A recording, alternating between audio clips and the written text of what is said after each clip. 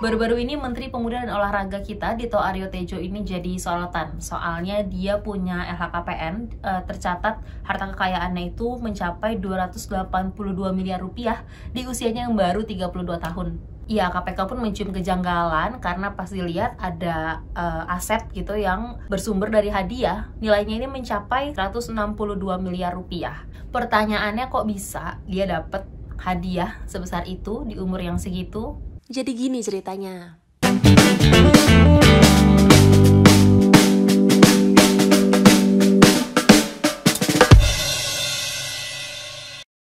Sebelum masuk ke pembahasan, kita bahas sedikit dulu tentang Dito ya. Jadi, Menpora kita, Dito Aryo Tejo ini adalah anak dari pasangan Ari Prabowo Aryo Tejo dan Arti Laksmigati Aryo Tejo. Ayahnya ini pernah menjabat sebagai Direktur Utama PT Aneka Tambang atau PT Antam.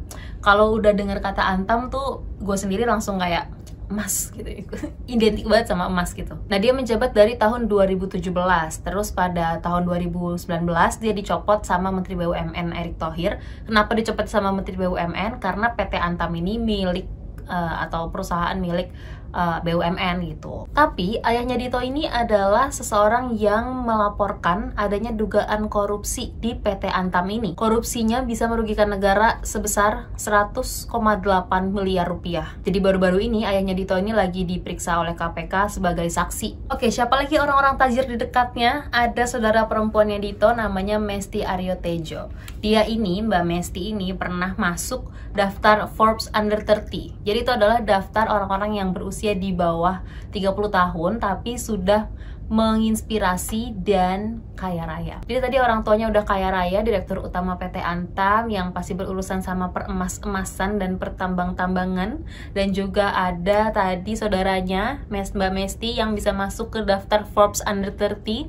Tapi Ditonya sendiri ini pun adalah businessman. Dia pernah jalanin usaha di bidang energi, pertahanan, terus coworking space, sampai startup juga pernah dia jalanin. Semuanya ini tergabung dalam satu grup perusahaan namanya Grup Para Ventures. Dan gak sampai di situ aja, Dito ini juga komisaris utama dari PT Kartika Karya Eka Nusa dan PT Shailendra Pangan Indonesia. Masih kurang, Dito ini juga deket sama artis yang kita tahu duitnya banyak banget, yaitu Raffi Ahmad. Jadi dia turut membesarkan Rans, khususnya di Rans Sport, dan dia ini menjabat sebagai salah satu chairman untuk klub sepak bolanya. Mantap banget pokoknya circle-nya Mas Dito. Jadi mungkin karena pengalamannya dia berbisnis, juga berorganisasi, dia aktif, ini dia dipandang gitu dan akhirnya terpilih sebagai Menteri Pemuda dan Olahraga. Jadi kali ini menteri kita beneran muda ya untuk Menteri Pemuda dan Olahraga gitu. Ditambah lagi mungkin juga karena udah tajir nih, udah banyak gitu duitnya, jadi jauh lah ya dari yang namanya korupsi. Oke, back to topic. Jadi mungkin angka miliaran, ratusan miliaran rupiah itu terbilang wajar dan gak mengagetkan kali ya untuk sosok seperti Dito yang punya privilege, punya link ke orang-orang ternama, dan juga dia pernah berbisnis. Tapi yang namanya udah jadi menteri ya pasti menjadi sorotan masyarakat. Jadi Deputi Pencegahan dan Monitoring KPK Pahala Nenggolan waktu itu nelpon Dito dan ini katanya.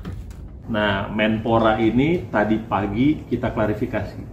Saya yang nelfon Menpora, nanyain ini apa dalamnya, suratnya apa. Memang di situ kenapa kita kaget karena ditaruh istilah hadiah.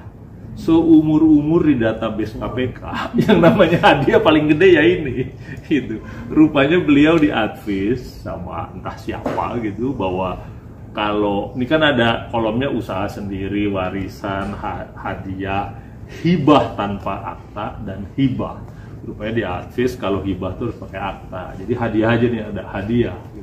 Jadi kita kaget karena selama ini database kita nggak ada hadiah yang segede gitu. Jadi tapi tadi pagi kita klarifikasi apa sih nih Pak isinya nih yang namanya hadiah gitu ya. Terutama kita nanya ini nama siapa nih sebenarnya gitu kan. Dan akhirnya disimpulkan gitu dan beliau setuju bahwa beliau akan merevisi LHKPN ya. Jadi dari kategori hadiah mau diganti jadi hibah tanpa akta gitu. Karena gua terangin bahwa hadiah itu konotasinya gratifikasi Pak gitu kan, walaupun kalau hadiah dari keluarga sebenarnya enggak, tapi daripada udahlah hibah tanpa akta saja. Jadi tidak benar bahwa hibah itu harus pakai akta. Nah, benar juga. Beberapa hari kemudian, Kemenpora gedungnya ini didatangi sama KPK, sama Pahala Nainggolan ini. Awalnya gue pikir ini pasti ada kaitannya nih sama LHKPN dia yang lagi jadi sorotan itu. Tapi pas ditanya, Dito sih ngakunya ini cuma untuk membahas program pencegahan korupsi yang lagi dibikin sama Kemenpora dan juga KPK. Baru saja Menteri Pemuda dan Olahraga Dito Aryo Tejo menerima kunjungan begitu dari Deputi Pencegahan dan Monitoring KPK Bapak Pahala Nainggolan. Ya, kunjungannya baru saja selesai dan Pahala baru saja meninggalkan gedung Kemenpora.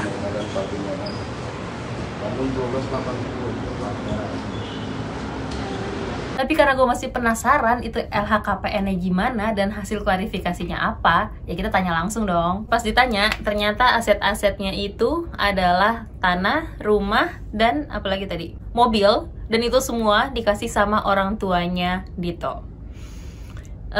Tante, Om lagi nyari anak angkat nggak? Saya juga mau diangkat jadi anaknya. Nah, tapi semuanya itu nggak dimasukin ke sumber hibah. Jadi pemberian dari orang tua ke anaknya itu kan dikategorikannya jadi hibah gitu, tapi nggak dimasukin karena ternyata butuh akta. Bingung lah Pak Dito ini, gimana nih? Karena dia baru pertama kali juga jadi menteri, pertama kali isi LHKPN mungkin. Jadi ya alibinya seperti itu. LHKPN ini tadi ada kendala di soal definisi, mungkin bisa dielaborasi Pak, itu seperti apa? Tadi yang seperti saya sampaikan pada saat preskon, waktu kita mengisi itu kan ada beberapa aset yang milik istri saya yang diberikan oleh bapak mertua saya, ya, which is orang bapaknya istri saya dari sebelum saya nikah. Iya. Nah, waktu itu kita diskusi kalau hibah itu posisinya itu harus merubah nama. Jadi misalnya dari orang tua istri saya tadi namanya menjadi nama istri saya itu masuk kategori hibah. Sedangkan ini dibelikan direct atas nama istri saya oleh orang tua saya. Orang tua istri saya. Makanya waktu itu kalau dibilang hibah nggak pas dong. Berarti hadiah. Ternyata waktu dulu KPK bikin hadiah ini untuk kalau ada pejabat negara mendapat undian ya, undian door prize penghargaan. Jadi ternyata beda. Sedangkan kalau di kita dibikin hadiah ya hadiah. Jadi berarti ini lagi kata-kata aja ya Bang? Kata-kata aja. Lagi proses untuk itu ya Pak, untuk tinggal dirubah setelah didalami cocoknya ternyata hibah tanpa akta. Jadi ini juga merupakan menurut saya proses dan konsekuensi menjadi menteri termuda dan yang pasti disorot. Nah, jadi gitu guys, masalahnya adalah tinggal mengubah si hadiah itu menjadi hibah tanpa akta. Terus udah nggak ada tindak lanjut apa-apa dari KPK. Menurut kalian gimana? Komen di bawah dan nantikan video-video selanjutnya. Siapa tahu ada perkembangannya. Cuma di Cerlap Cerita Lapangan.